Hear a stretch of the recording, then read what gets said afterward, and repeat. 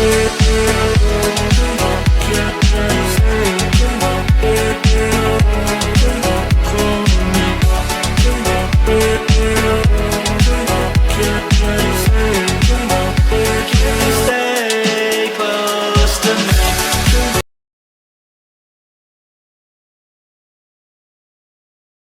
day everyone.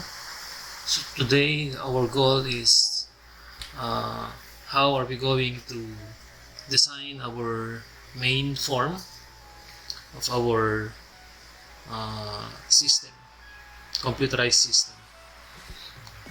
So this is our previous activity during our last Google meeting. No? So trying to run this. Of course, we already have our authorization page, this one, the login window, wherein if the user will enter a wrong username or password, he or she cannot enter the system. Okay, so let's try to do it. That's it. No? And then if you try to enter the correct username and of course the correct password, upon logging in, okay, so there's a message box telling that the access is granted, and then you're going to welcome the user. Upon clicking OK, the main form or the main window of your system will be displayed. Okay, so our goal today is how are we going to design this in order that we could put a navigation for us to be able to access all the features of our system. Okay, so to start with, of course, we are going to open the design form of our main form. So here is our login and here is our main form. Okay, so to start designing this, of course, we need to put menus. Okay, like this. You notice this is being designed by putting, of course, different menus so that you could navigate or you could access all the features of your Visual Basic IDE. Likewise with this, no? So in order for us to do it, going back into our going into our toolbox, you're going to locate for a tool strip. Okay, so under the menus and toolbars group, you could see there a tool strip. Okay, so just click that and drag it to your form. If you notice, it will be automatically displayed on top of your main form. Okay, so of course this is an object that has different properties. So under the properties window, you could see here, of course, its name. Okay, so tool strip 1 by default. Also, you could see here the different properties like the background image, back color, and others. Okay, so what important here is you're going to set the scaling. Okay, so if you wish na mas malaki, okay, bigger yung size ng mga icons natin later dito, you could set the image scaling size to 32 by 32, or you could make it bigger by 64 by 64. Okay, and then another one, yung grip style natin, yung tatlo dito, yung mga dots dito, you would hide that by simply disabling the grip style. Okay, so just change this to hidden. I-hide na lang natin siya. That's it. Okay, so upon clicking on this, you would see here the tool strip. How do we populate this? Paano ba natin to ipapopulate? Paano ba natin to lalagyan ng mga main menu like file, edit, view, like that? Okay, by of course embedding some icons also. Okay, so anyway, before I start with this tutorial, I prepared some icons in order for us to use in this tutorial. Okay, So, just want to show you this one. Okay, dito po tayo kukuha ng mga icons later in designing. Okay, so before you start later on your activity, make sure to have you could download or you could create, you could design your own icons, no? Okay, na pwede po nating magamit doon sa designing natin. Okay, so dapat ready na to before you design your main form. Okay, so let's start this one. Say for example, we want to put a main menu here that contains all the files, all the data files in your system. So, say for example, magdadagdag tayo dito ng mga object. So, of course, you could possibly add button. Okay, you could possibly add label, split button. Ito yung horizontal bar. We have also the drop down button, separator. We have the combo box, text box, and progress bar. Okay, so if you wish to have a main menu, like you could have, of course, upon clicking it, you could have other sub menu below. What you're going to use here is the drop down button. Okay, drop down button, just click on it. Then you could see here already. Okay, you could see here already the drop down button that has the default icon. So how do we design this? Paano ba natin ito i-design? Okay, so under the design window, first thing to set, of course, is the display style. Okay, under the properties window, if you notice, ang naka-display lang ay image, no? Image lang yung naka-display. Paano kapag gusto mo rin i-display yung text mismo ng menu? Okay, so ang gawin lang natin dito, you're going to change the display style into image and text. Okay, so makikita nyo yung text property nung drop-down button na to is already displayed. Okay, so let's continue. Aside from that, what other properties? Of course, if you want to make the text bigger, okay, you can set the font property by setting the font size to make it bigger. That of course, that will depend on the taste of on your taste as the programmer or the developer of the system.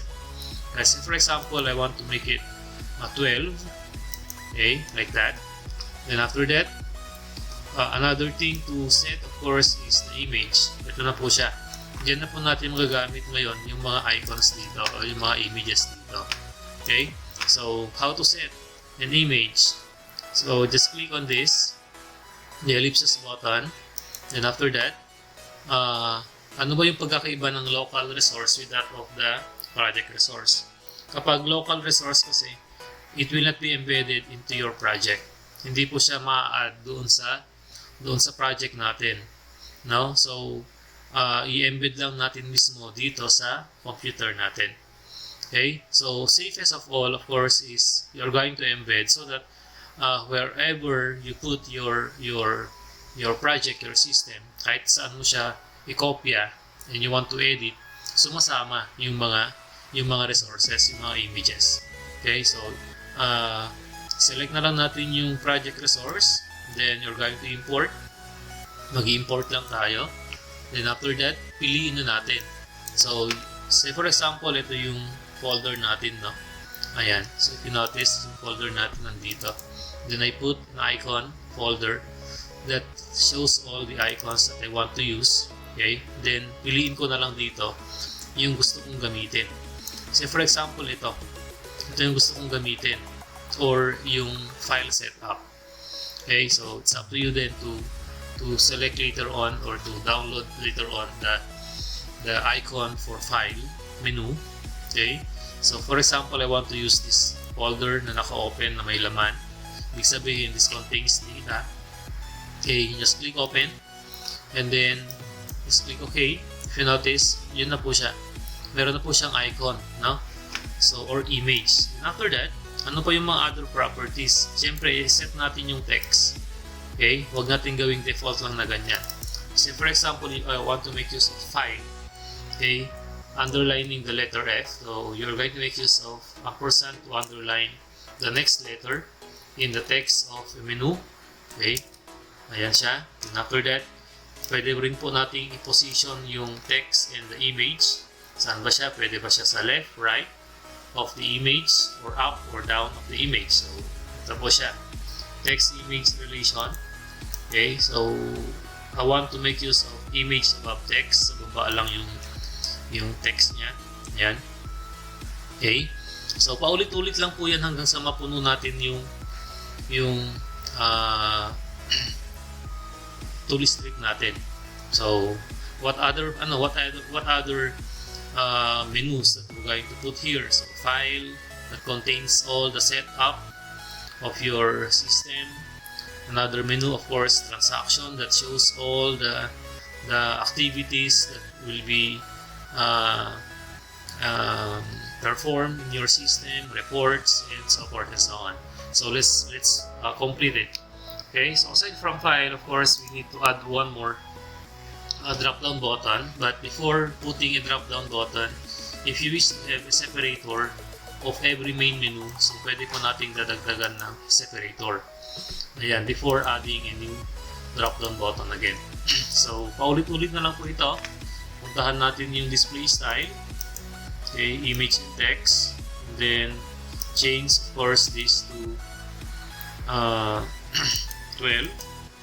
Anyway, kung para hindi na po tayo paulit-ulit dito, pwede nang iset na lang ito. You can just set the font property of the whole to restrict, no? Para wag na po tayong paulit-ulit na mag-set ng font property doon dito sa mga drop-down buttons. Okay? Then, what else? Aside from that, ano pa yung mga other properties to be set? The image property. Then, project resource. Import lang tayo. And then, hanapin natin dito kung ano yung maganda para sa transaction. No? So, say for example, ito. Saan ba?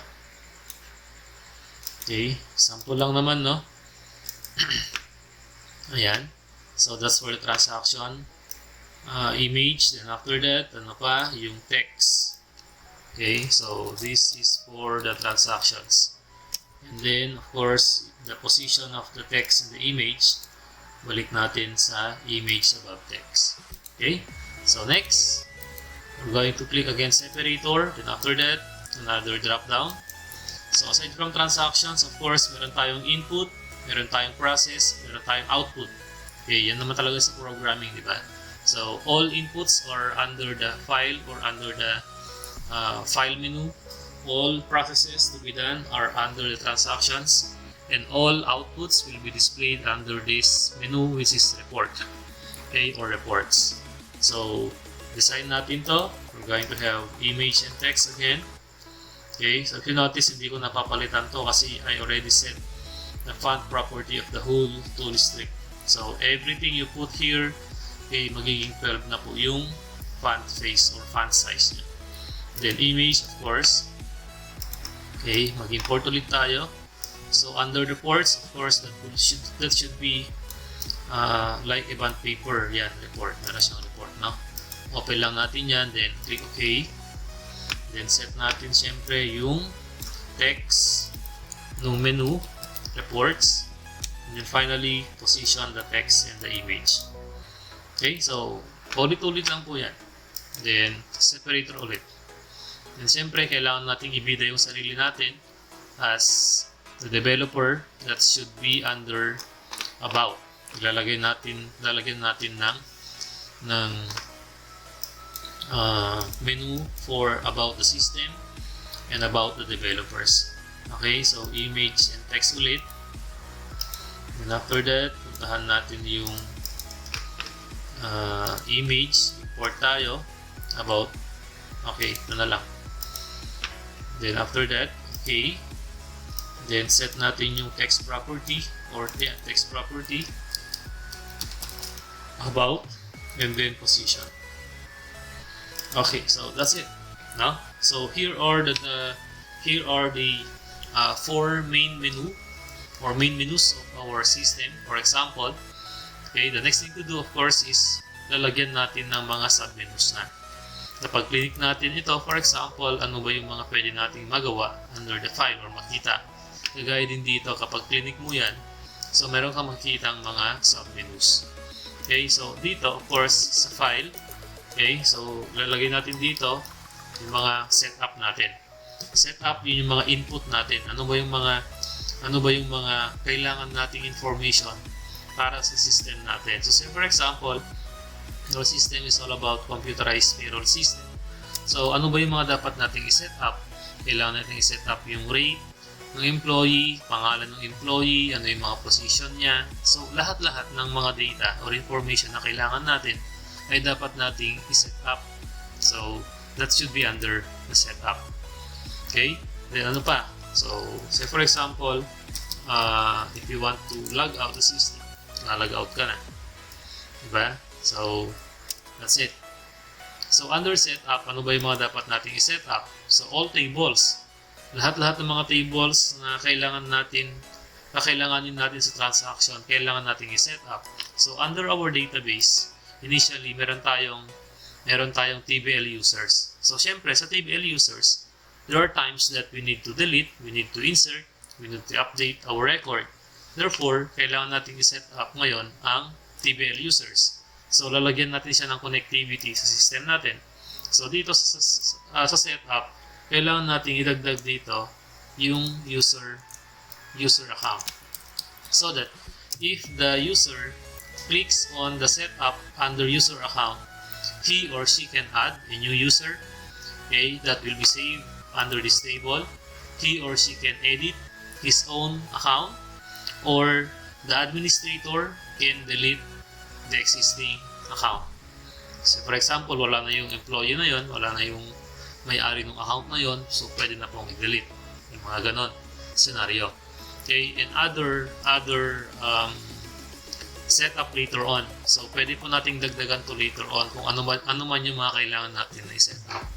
Okay, so unahin na lang natin ito muna as our basis. Okay, so transactions, ano ba yung mga dapat nating gawin na transactions? Okay, so since payroll tayo, so pwede natin dito sabihin compute salary. So lahat-lahat ng mga processes para magawa natin yung goal ng system na to, ilagay po natin siya sa transactions. Okay, compute salary, compute natin yung mga deductions and other transactions that could solve a computerized payroll system. Okay? Then reports, ano ba yung mga dapat nating i-report? Okay, for example, ito na yung sinasabi nating payroll, diba? Okay, so payroll, ano pa ba? Yung mga deductions. Ano ba yung mga list of deductions ng mga employee? Okay, ano ba yung saan ba yung mga different users ng system na to, user accounts, and all other reports that you need, you're going to put it here. Then sa about naman, ilalagay natin dito, for example, we're going to put about the system. Okay, i-discuss mo lang kung para saan yung system na to. Bigyan mo lang ng description. Another one, about the developer. Developer, kung mag-isa ka lang na nag-develop ng system na to. Developers, kung 2 or more, okay, ang nag-develop. Ayan po yan. Ayan po siya. So, save natin do, then let's try to run.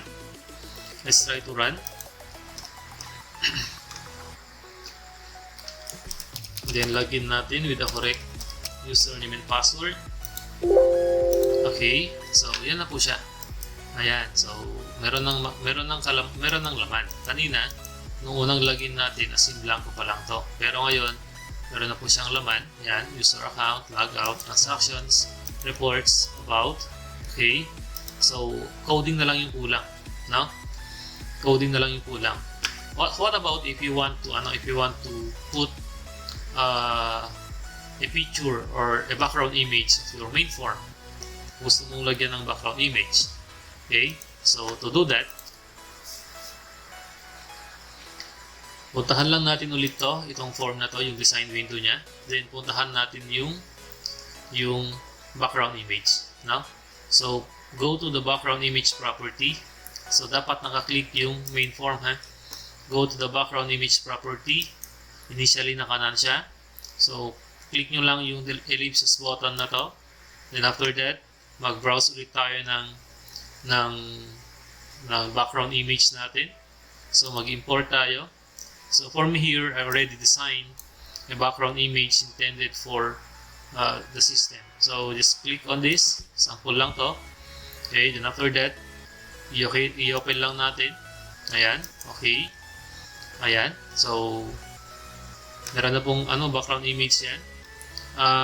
Please take note, kung masyadong maliit yung picture na pipiliin nyo rito, kung naka-tile siya, okay, paulit-ulit nire-repeat po niya. No? So, dapat, set lang natin to, i-stretch lang natin. Ayan. Stretch image lang po natin para gaano man kaliit yung form natin, yung screen natin, nag-i-stretch po siya. Sumasama siya. Okay. So, save natin. Let's try to check. I-open po ulit natin. Okay. Log in with the correct username and password.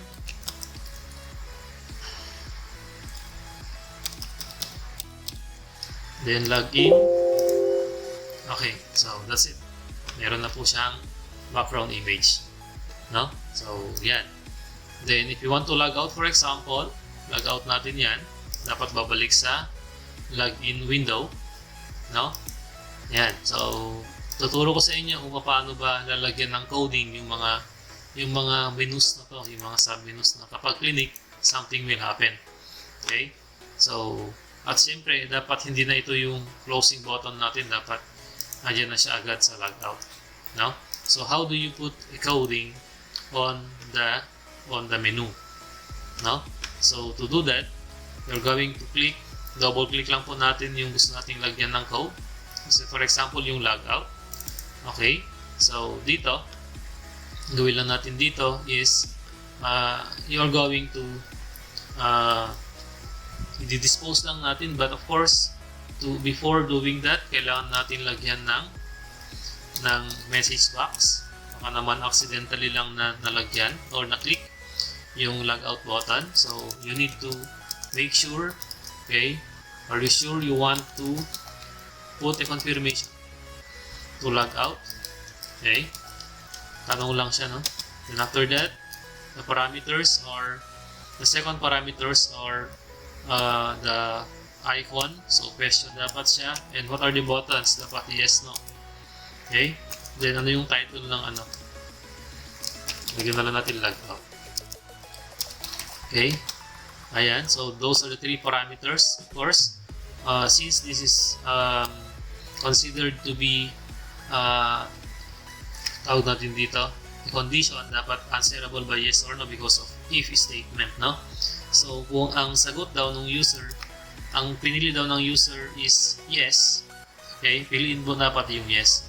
Kung ang pinili ng user na button that appeared on your message box is no, piliin mo dapat yung no, and of course, kapag magiging true yan, okay, yun yung gagawin mo sa may else part or sa may statement part. Okay? So, piliin natin yung yes, for example. Di ba clinic yung yes button? Okay, are you sure you want to log out? Tapos clinic yung yes button. Siyempre, magla-log out siya. Di ba? So, ang gawin mo dito, i-dispose mo lang. Okay, i-dispose mo lang yung main form. Main form, me.dispose. Okay, me stands for the form where you are coding. Now, gusto mo i-dispose yung form kung saan ka nagko-code? Me. Do not call it like FRM main. Okay, kasi naman, ang pangit namang dinggin kapag you are calling yourself tapos pangalan mo yung tatawagin mo, di ba? So, dapat me. Me.dispose. Then, gusto mong ipakita ngayon yung FRM login.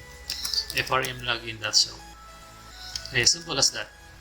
No? So, yan na po yung code natin ng logout to restrict or menu item. So, going back, logout natin. Then, file, logout. Are you sure you want to log out? Yan po yung message, yan yung icon, yan yung button. Then, this is the title. Yes lang natin, of course. Then, exit mo na lang. Ayan. So, that's it. No? So, that ends our tutorial for this day. So I hope you can create an output like this that will serve as your activity. Okay, designing your main form. Then next tutorial natin, how are we going to set up? Okay, yan, dadagdagan na natin ng setup dito. Okay, paano ba tayo magdagdag ng record? Paano tayo mag-delete ng record? Paano tayo mag-edit ng record? So we'll be doing some crude functionality. Okay, crude functionality in our SQL statement. Okay, so when you talk of crude functionality, yun yung pinaka-basic na dapat nating gawin sa database management, no? So crude functionality, C stands for create, or you're going to insert for a new record, no? Then R stands for read. Okay, i-read mo siya, babasahin mo siya, or i-access mo siya, i-retrieve mo siya, or i-select mo siya. Yan. Yan po yung select statement natin. What about for U? U stands for update. Okay, mag-update ka ng record, i-modify mo siya. Okay, modify. And what about for D? D stands for delete. Or kung i-remove mo siya. So, apat po yan.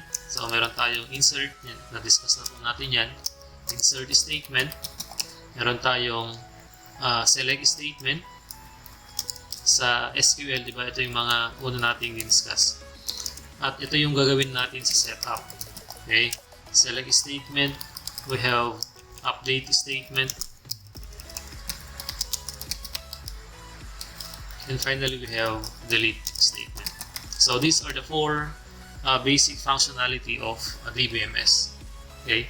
So at least you can insert, you can select, you can update, you can delete record in your table.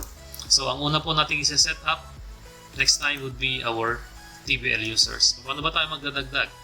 Without manually adding here. Kasi ito dapat naka-secure dapat to eh. Ang na-open lang dapat na user ay yung system natin. Okay, so ang question ngayon, paano ba tayo magdadagdag ng record using this system? Not opening, of course, the actual database. Paano tayo mag-delete ng record? Mag-edit. Okay, using the system. And that will be our next meeting. Okay, so that's all. And hope you learn, okay, even though a little bit, for designing our main form, the main interface of our system. Okay, so thank you and have a good day.